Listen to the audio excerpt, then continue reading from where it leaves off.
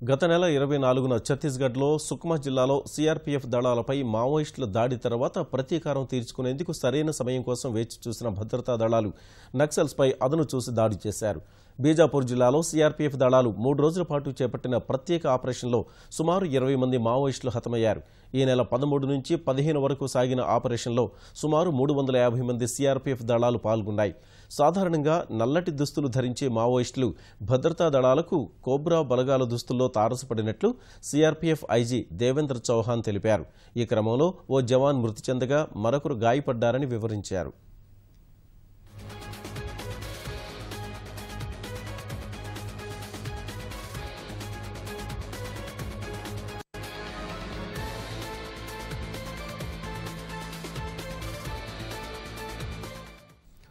గత నెల 24న ఛత్తీస్గఢ్లో సుక్మా జిల్లాలో సీఆర్పీఎఫ్ దళాలపై మావోయిస్టుల దాడి తర్వాత ప్రతీకారం తీర్చుకునేందుకు సరైన సమయం కోసం వేచి చూసిన భద్రతా దళాలు నక్సల్స్పై అదును చూసి దాడి చేశారు.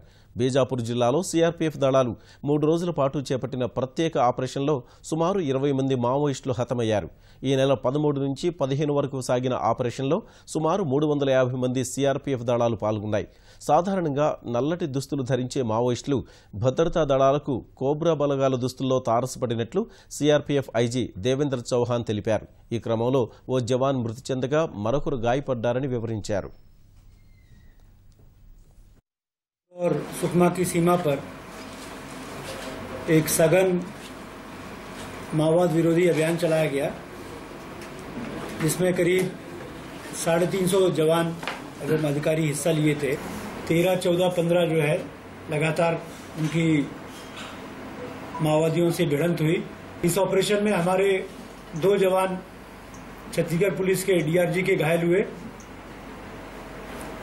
और एक जवान हमारा जो एसटीएफ से था, सलज उपाध्याय, जो उत्तर प्रदेश भदोही के थे, वो शहीद हुए.